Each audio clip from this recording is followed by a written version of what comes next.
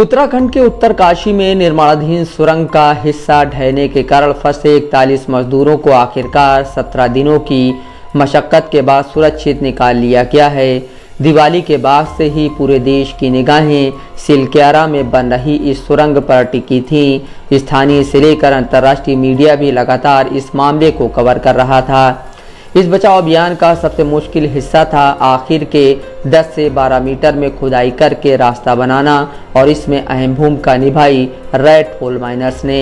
Hindustan times के मुताबिक दिल्ली के कंपनी में काम करने वाले rat hole miner Munna Qureshi वो पहले शख्स थे जो बुधवार शाम 7:05 पर सुरंग के अंदर फंसे लोगों तक पहुंचे और उनका अभिवादन किया।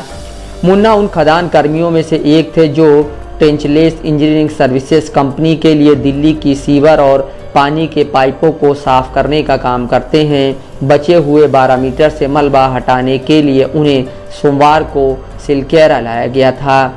उनका कहना था कि उन्होंने सोमवार को शाम 7 बजे मलबा हटाना शुरू किया और 24 घंटे से भी कम समय में यह काम पूरा कर लिया। एसटी की खबर के मुताबिक मुन्ना कुरैशी ने सुरंग से बाहर निकलने के बाद बताया, मैंने आखिरी चट्टान हटाई और उन्हें देखा। इसके बाद मैं निकलकर दूसरी ओर गया। उन्होंने मुझे गले से लगाया, तालियां बजाई और मेरा शुक्रिया अदा किया। रेड होल माइनिंग खदानों में सकरे रास्तों से कोयला निकालने की एक काफ़ी पुरानी तकनीकी है और मेघालय में इसका ज़्यादा चलन रहा है। रेड होल का मतलब है ज़मीन के अंदर सकरे रास्ते खोदना जिनमें एक व्यक्ति जाकर कोयला निकाल सके। इसका नाम चूहों द्वारा सकरे बिल बनाने से मेल खाने के कारण रेड होल माइनिंग पड़ा है। सिलक्यारा सुरंग से निकाले गए पहले श्रमिक को रात करीब 8 बजे एम्बुलेंस में स्थानीय सामुदायिक स्वास्थ्य केंद्र ले जाया गया।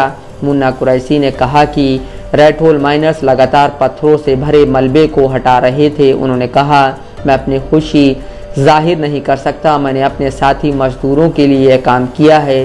जितना सम्मान उन लोगों ने हमें दिया है उसे मैं कभी नहीं भूल सकता। आखिर के 2 मीटर में खुदाई करने वाले एक अन्य रेड होल माइनर फिरोज आंखों में आंसू लिए सुरंग से बाहर निकले। उन्होंने कहा, मैंने फंसे हुए मजदूरों को गले से लगाया और मुझे रोना आ गया। समाचार एजेंसी पीटीआई की खबर के मुताबिक रेड होल माइनिंग अवैध है, लेकिन एनडीआरएफ के एक सदस्य ने कहा कि रेड होल माइनर्स की प्रतिभा और अनुभव के दम पर ही 41 लोगों की जिंदगी बचाई जा सकी।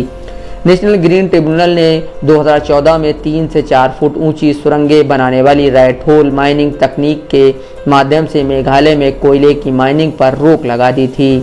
एनडीआरएफ के सदस्य लेफ्टिनेंट जनरल सेवानिवृत्त सैयद अता हसनैन ने कहा कि 24 घंटों से भी कम समय में 10 मीटर का रास्ता बनाकर रेड होल माइनर्स ने कमाल किया है।